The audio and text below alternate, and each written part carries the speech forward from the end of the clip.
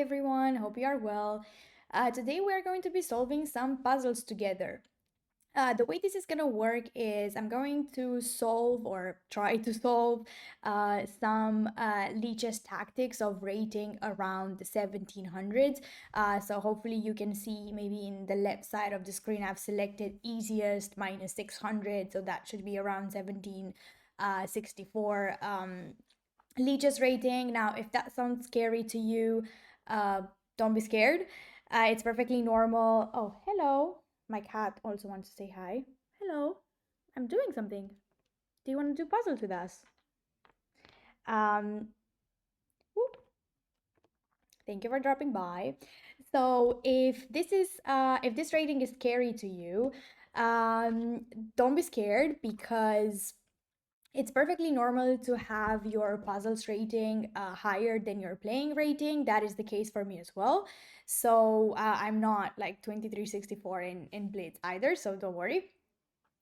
I'm going to be thinking out loud, trying to point out things that I'm noticing, things that I'm calculating, and hopefully that should serve as an inspiration for you to solve your own puzzles or to get started if you haven't already.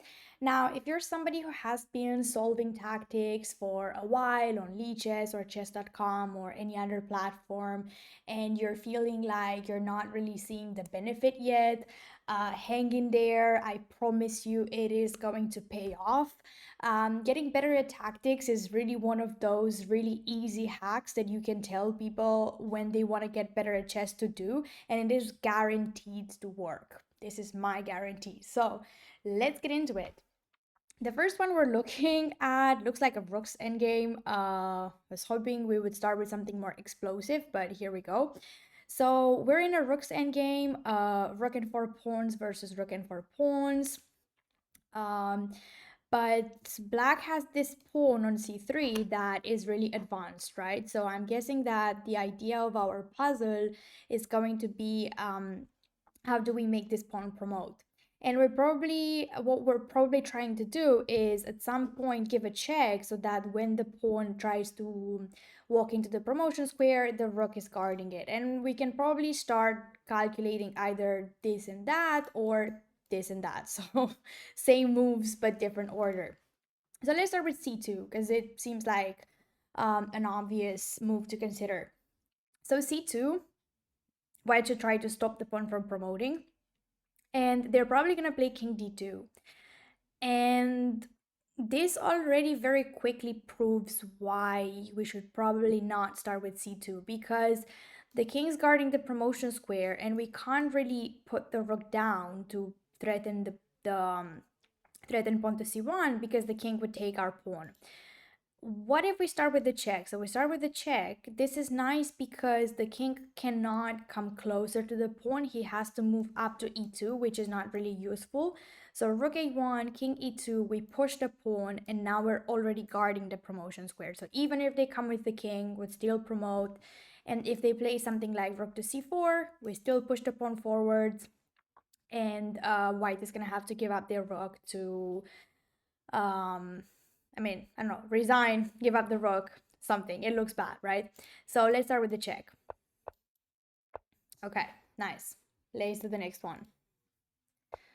So black's offering us a queen's trade.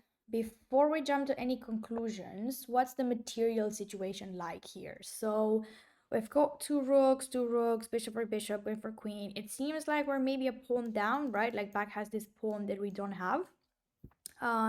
Now, of course, whatever we end up doing, we should be taking into account the fact that our queen is attacked, right? Now, one thing that I'm noticing is this. The rook in the way of the bishop, this could create a discovered attack. But I also know that my queen's hanging, so we should create a discovered attack that also guards the white queen. Otherwise, we do a discovered attack, but then black just takes our queen with their queen. And this should make you think of rook takes f6, right? So rook takes f6, guards our queen, wins a piece.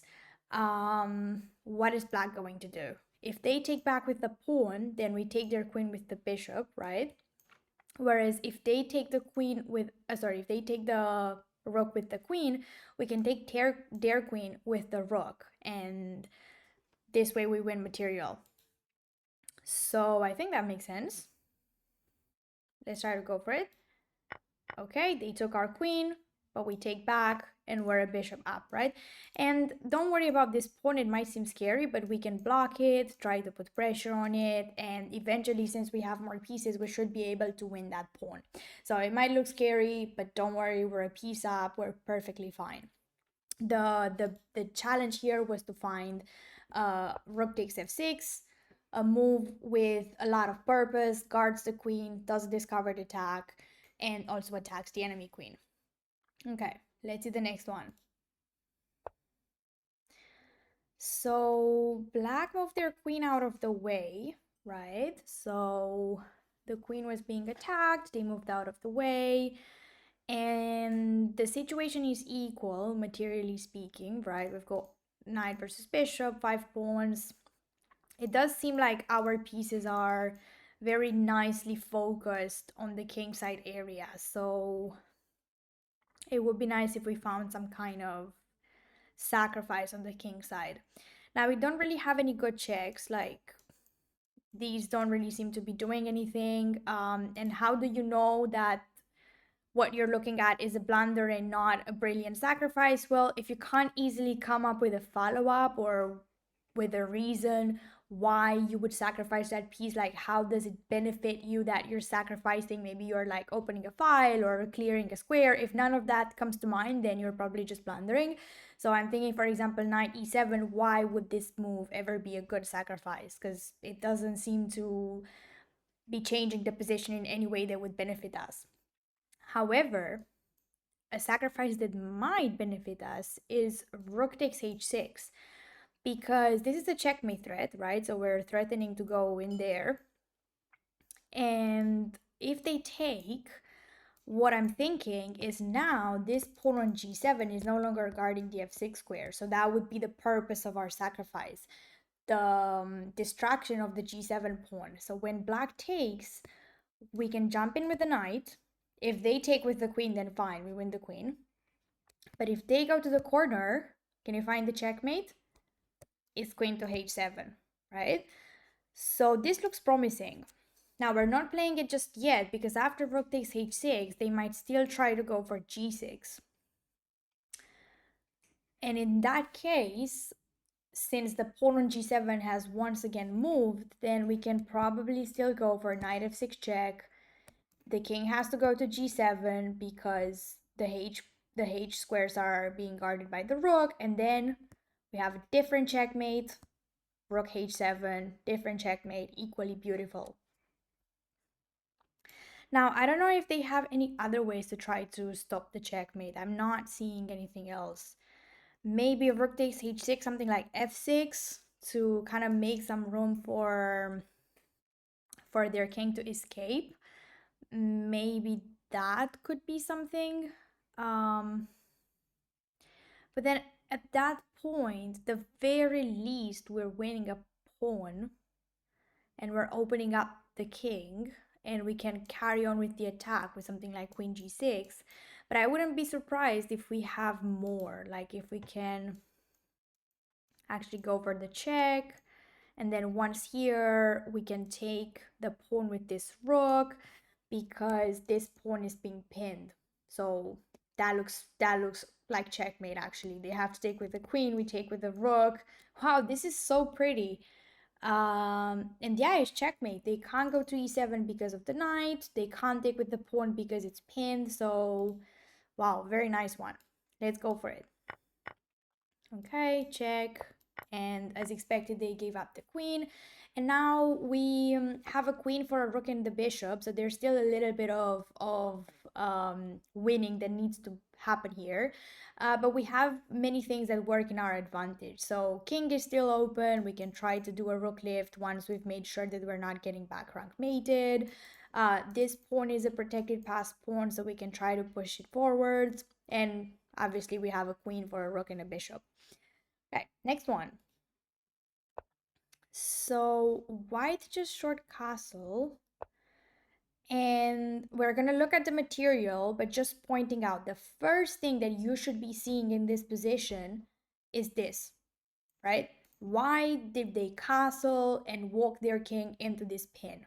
I don't know if this is going to be related to the solution or not, but it's something that we should be noticing, right? Now, what is the material situation like here? So we've got four pieces, two rooks, queen for queen, 3 6 7, pawns 3 6 7. Okay, so we're a pawn down, but things are still very complicated in the middle, so it's not like a we should cry about it pawn down situation. Now, I guess two things that we could consider here is takes and pushes forwards, right? Because they're both checks. Um, but I don't know if we take, they move the king to the side. Now, there is some tension going on between these two queens, but at least for the time being, if we take, they take back with the rook. Oh, this is gonna be so sneaky. So we take here, it's a check.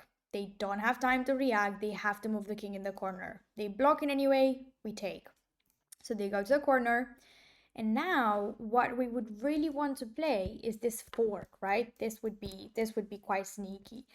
But it doesn't work yet because the queen can just take. But what we can do is trade and then push the pawn. And if you're wondering how did I come up with this, is well, I was thinking, like I said, about using the check, and then I was wondering, can I do more out of this, or did I just take a pawn and that there's that? And this is how I thought, oh well, c2 would be so nice, but it doesn't quite work. And then by going through lines, um, had the realization that we could first trade and then push for a fork, and then we're gonna win a knight. So let's go for it. Now we trade. And okay, we were gonna push, but Lee just cut the tactic short. Okay, next one.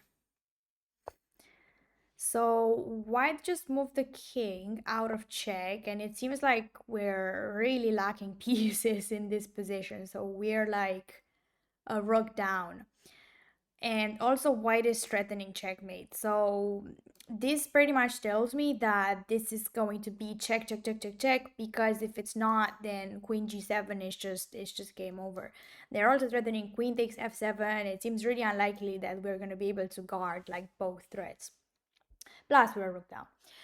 Now, first thing that you should be noticing here is that the rook on d3 is hanging, right? So when they move the king out of that square, the consequence of their move was that the rook is hanging. And I guess after queen takes, they're planning on taking the bishop. That would be the first thing that we should calculate. And okay, they take there. Maybe we can push g5.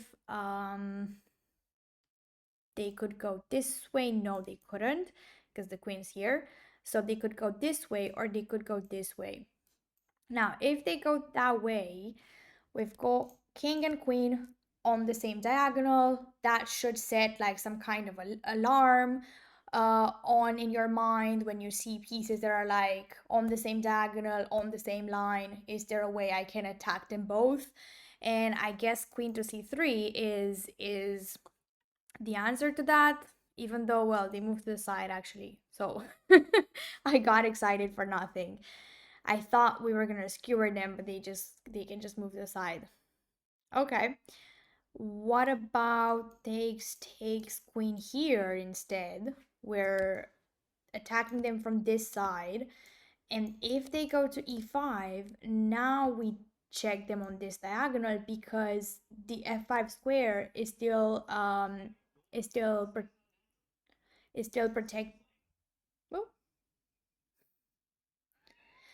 is still protected by the g6 pawn, right? So to go through it again, because I was hearing some noises, but now they're gone, so I got distracted a little bit there.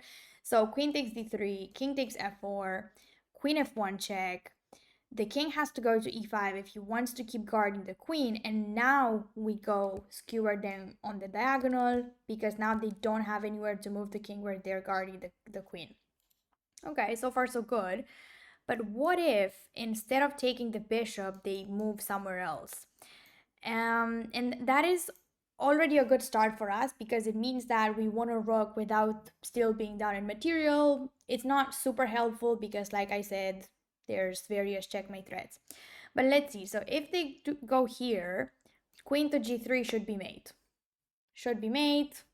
Already it was seeming a little bit dubious when white moved their king to g4 because the king doesn't have many squares to escape to afterwards. Now, queen takes d3, king f2. This is probably a little bit more interesting. Now, we could check again here, and this is, I think this checkmate pattern when you have the queen and the bishop like this on the third rank has a name on the leeches, like checkmate patterns. If you haven't checked those out, you should. They're very helpful. So all you need to do is go here to practice, and then you should see there they have like various checkmate patterns chapters. We're not doing that today, but you should check that out. So once again, queen d3, king f2, bishop g3. They can't go here, they can't go here, they have to go here. And now this bishop is pretty much acting as almost putting the king into a back rank checkmate situation, but we still gotta be careful. So let's say queen d1. King can't move, but queen can block. And now finally, the king is guarding the queen, so we have to distract the king, right? So we offer the bishop, not there, here, we offer the bishop for free. The king has to take the bishop or move to the corner, same thing. The result of that is the king is no longer guarding the queen, so we can take it for free. Wow, this was a long calculation. So let's go through it one more time. Queen takes the rook. King goes backwards. Bishop takes here. King goes backwards again. Queen to d1 check. White queen has to block. We check with the bishop. The king takes the bishop. We take the queen. Wow. Okay, they went for this one. So now we skewer. He has to come here, so he guards the queen. And now we check. And we win the queen. Nice. So I didn't get this one right from the beginning because I had started to calculate pawn to g5 here. But once once I calculated king e5, queen c3, king back to f5, this kind of gave me the idea of, oh, it would be so nice to do this skewer, this diagonal skewer, without allowing king to f5. So we went back a move, we considered something else rather than g5, and we found it. So sometimes you can't always start with the right move order or with the right idea, but still exploring those lines might give you clues for the actual solution.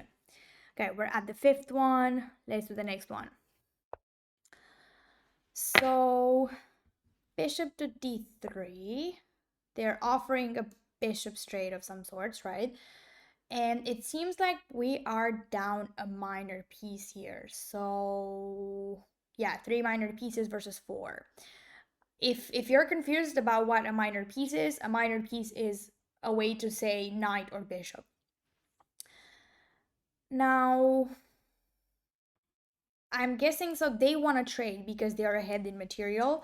You might know this already, but when you're ahead in material, it usually most of the time works in your favor to trade pieces because you kind of simplify and therefore make your material advantage even more obvious. Now, we have a couple of moves that we should consider here. The first one that kind of comes to mind is knight to b4 because it's a fork. So it's an attack, it's a fork. That's why I thought about it first. And it does kind of seem like we might be able to win an exchange out of this whole thing because wherever they end up moving the queen, we can take, they take, we take, they take, and we're left with rook and bishop, sorry, 2 rooks and a bishop versus 1 rook and 3 minor pieces. So that would put us in a better situation than we are right now.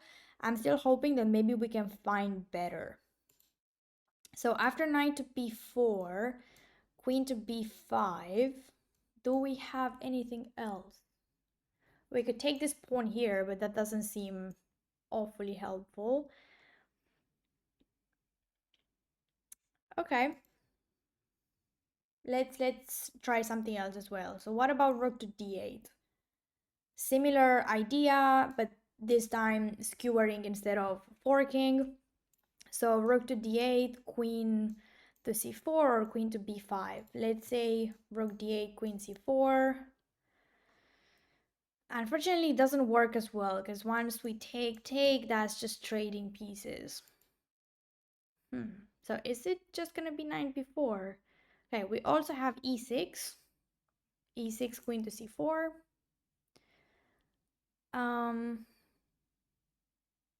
That I'm not seeing a continuation to. So it kind of seems like it has to be knight b4 and we take the piece. Let's go for it. Why would they do that though? That was so suspicious. Like, why would they give out the queen? Let's see. So Lichess here says that after queen to b5, okay, we take. Oh, and now we play pawn to a6. Okay, and queen goes here. So the queen has to keep guarding the rook. So she goes here, and now we attack it again, and we win the rook for free. Okay, so we stopped calculation a little bit early. But it seems that once we take the rook, once we take the bishop, we want to take the rook for free rather than just, doing this and that. And now, like I said, we're better than we were before, but we are not better overall. So the idea here would be to play a6 to deflect the queen from guarding the rook. And now rook d5, skewer. Very pretty, very pretty. I think Lichess should have tested us on this line rather than bishop takes f5. Like, nobody would play this in a game, because why would you give up your queen? Like, nobody would play this. But okay, this was a success. Let's see the last one. So white moved the queen out of the way. We were attacking their queen, right? And they decided to move it there. They're not threatening anything, I don't think so. And materially speaking, 5 pawns, where it seems like we're a pawn down. Seems like we're a pawn down. Okay. So what are some things that we could calculate? Well, we don't really have any good checks. There's rook takes f2, but like I was saying before, this seems like just a blunder. This seems like they just take back with the bishop and we don't really have a continuation. And that's pretty much the only check. I'm not seeing any checkmate threats. So let's look at some captures. Captures and attacks. These are the next types of forcing moves that you would want to look into once you've already checked for checks and checkmates. No, for checks and checkmate threats, because checkmates are also checks, right? Okay, so what captures do we have? Rook takes e3, I guess. Rook takes e3, pawn takes e3, queen takes e3. This looks interesting because we're attacking the knight, and we're also maybe threatening to come with the rook into f2. They probably can't immediately protect both. Maybe rook takes, pawn takes, queen takes, knight e4 is what they would respond. Which I have to say, I'm not immediately seeing an antidote against. I mean, we could probably try to deflect their queen or something to win the knight.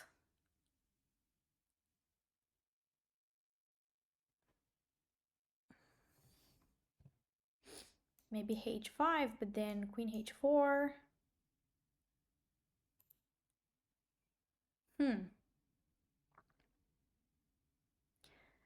Okay, let's pause rook takes e3 for a second, see if there are any other ideas. So we also mentioned attacks, right? And we have h5 and knight f6. So h5, they could go to h4. Where else could they go? Here or there? I was thinking maybe we could try to trap their queen or something, but they do actually have many squares to retreat thanks to this diagonal. Similarly, knight f6, I guess they can just go back. So it kind of seems like we should be pursuing rook takes e3 out of a lack of different options. So rook takes, pawn takes, queen takes, knight goes to e4.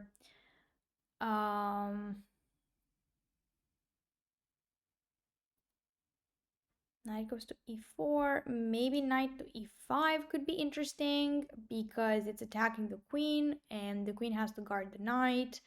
So the queen would go to h4, and in that case we might even be able to just play g5. So it seems like if they play knight e4, we do manage to deflect the queen quickly enough so that we win the knight for free.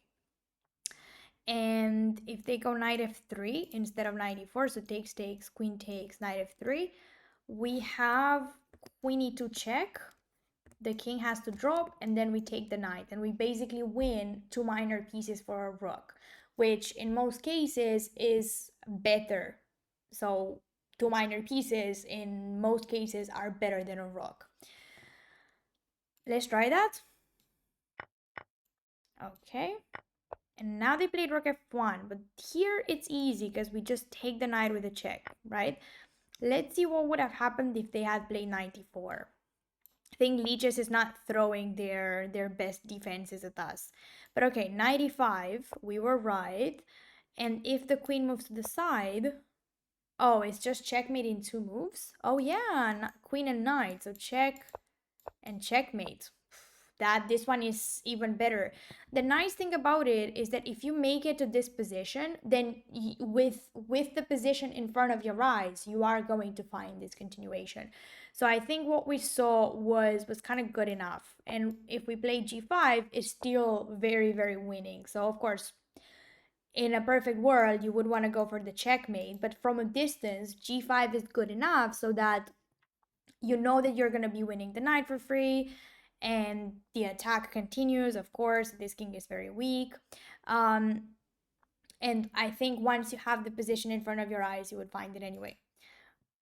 Okay, I think I'm going to do another one. I know that the target for today was 7 puzzles, but bear with me, everyone, because I kind of feel like I'm not satisfied with how this last one ended up being. So yeah, let's do one more. Let's push ourselves. Oh, and it's an end game. Okay, so we're a bishop down. That's not the best start. I've had better starts. We're a bishop down. So clearly our plan, our hope, the only thing that we're like rooting for in this position is this pawn, right? The apple of my eye.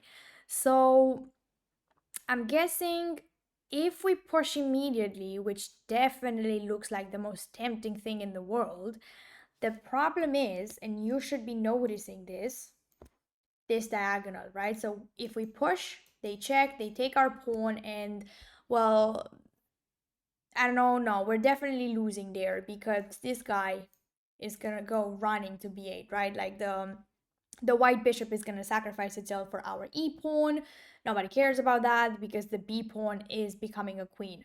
So then what is really important here is to not allow f5, right? We have to stop ourselves from being impulsive and playing h2, no matter how much we might want to, and probably start with king f5 so that we block the f pawn from opening up the bishop.